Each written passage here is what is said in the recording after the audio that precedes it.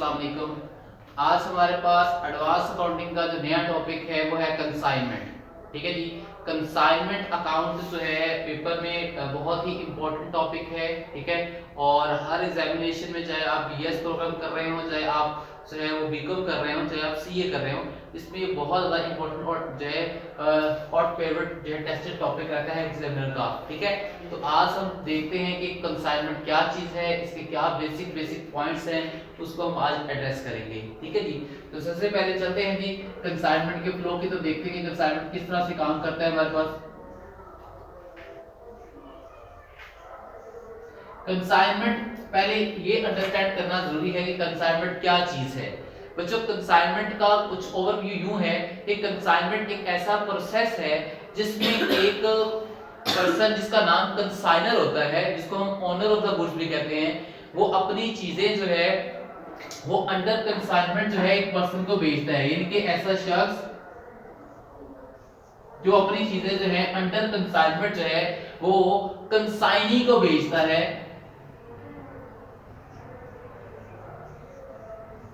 Consignee को mean क्या person, वो शख्स जिसको चीजें भेजी जा रही हैं कंसाइनर की तरफ से, उसे हम कंसाइनी कहते हैं। और वो शख्स जो कि आप चीजें भेज रहा है उसको हम कंसाइनर कहते हैं। कंसाइनर बेसिकली जो है वो गुड्स का ओनर होता है।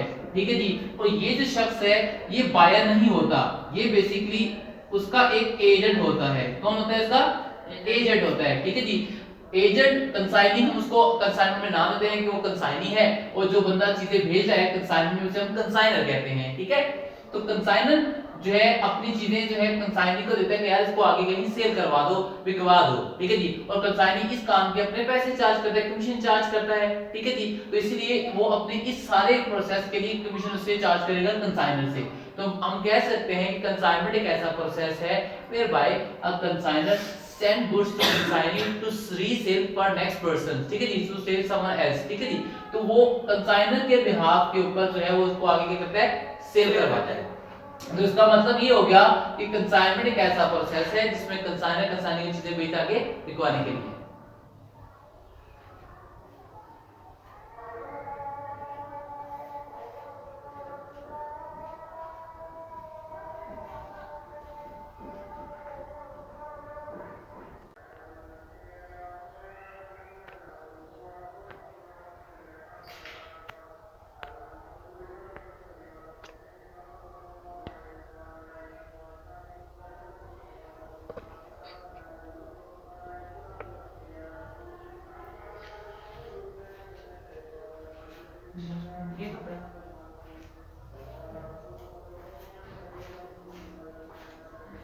ठीक है जी। तो कंसाइनमेंट हमारे पास जो है मैंने जैसे कहा कि कंसाइनमेंट हमारे पास दो हिस्सों की जो है डिवीजन समझ लीजिए कि कंसाइनमेंट एक ऐसा प्रोसेस है जिसमें consignor mean owner of the goods जो है एक एजेंट को आगे चीजें भेजता है कि भाई इसको आगे कहीं सेल आउट करवा दो। ठीक है।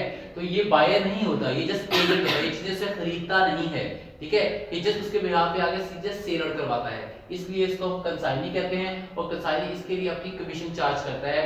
आगे जब हम पढ़ेंगे इसकी कमीशन की डिफरेंट कैटेगरीज आएंगी। एक डायरेक्ट क्रेडिट कमीशन होगी, एक हमारे पास नॉर्मल कमीशन होगी। यूजुअली आमतौर पर नॉर्मल कमीशन जो होती है वो चीजों को बिकवाने के ऊपर होती है, लेकिन जो डायरेक्ट क्रेडिट कमीशन होती है जिसको हम डायरेक्ट क्रेडिट कमीशन कहते हैं, बेसिकली ये कमीशन जो होती है बेसिकली वो कंसाइनी इसलिए डिमांड करता है कि अगर मैं चीजें जो है आगे क्रेडिट पे सेल आउट करता हूँ, उधार पे बेचता हूँ, तो उसकी अगर गारंटी मेरे ऊपर है, एज अ कंसाइनी के ऊपर है कि मैं रिकवर करवा के दूंगा, तो मैं एक्स्ट्रा कमीशन चार्ज करूंगा डायरेक्ट क्रेडिट के नाम पर। तो उसको हम कहते हैं ऐसी कमीशन जो कि रिस्क जो है अपने ऊपर लेगा कंसाइनी जो है क्रेडिट सेल की रिकवरी के लिए, तो उसको हम कहते हैं डायरेक्ट क्रेडिट कमीशन। ठीक है। कौन सी डायरेक्ट क्रेडिट कमीशन? यानी कि ऐसी कमीशन जो कि कंसाइनी इस चीज का रिस्क अपने ऊपर लेता है, यानी कि कंसाइनर का उसके ऊपर कोई सवाब नहीं है, मुझसे पैसे चाहिए बस।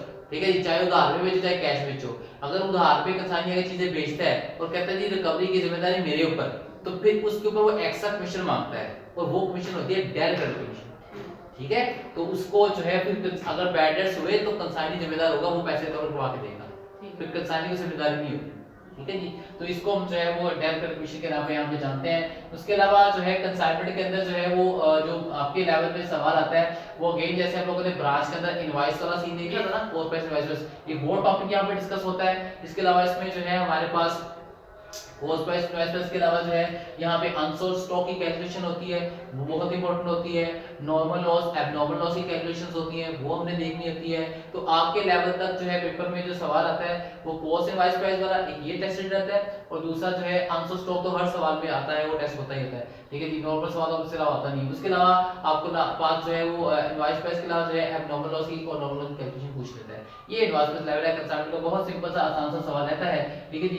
तो ये हमारे पास इसका कुछ ओवरव्यू था, ठीक है। इसके बेसिक्स को आपने ध्यान में रखना है, ठीक है जी, क्योंकि इसकी बेसिक्स अगर आपको नहीं पता होंगी कि कंसाइनर किसे कहते हैं, कंसाइनी किसे कहते हैं, ये प्रोसेस सारा होता क्या है, क्योंकि जितना आप न्यूमेरिकल की बेस अच्छी बनाएंगे उतना ही आपको जो है उसको समझने में अंडरस्टैंड करने में आसानी होगी। लेकिन अगर आप उसको जो है वो बेसिक की समझते नहीं है, इस तरीके से कांसेप्ट नहीं लेते, तो फिर आप रट्टा मार लेंगे, तो फिर उसके कांसेप्ट सही तरह से फिट नहीं होगा आपके दिमाग में, ठीक है। तो वैरायटी ऑफ क्वेश्चंस में जब आएंगे, जैसे अपन ने ब्रांच रिसेंटली पढ़ा है, तो उसके बाद जो कंसाइनमेंट पढ़ते हैं तो ये भी थोड़ा काफी ज्यादा से मिलता जुलता है, लेकिन इसमें कुछ यूं है कि आपको कुछ जनरलिटीज भी सिखाई जाएंगी कि कंसाइनर की बुक में जनरलिटीज कैसे पास करते हैं, कंसाइनर की बुक में कैसे एंट्री पास करते हैं। उसके अलावा यहाँ पर जो है डिफरेंट अकाउंट जो है हमें मांगे जा सकते हैं। लाइक अगर मैं कंसाइनर की बात करूं तो कंसाइनर की बुक में जो है वो डिफरेंट अकाउंट कौन कौन से बन सकते हैं उनको हम देख लेते हैं। कंसाइनर की बुक में जो डिफरेंट अकाउंट बनते हैं, एक तो बनता है हमारे पास कंसाइनिंग अकाउंट, कंसाइनिंग अकाउंट पूछा जाता है इसमें।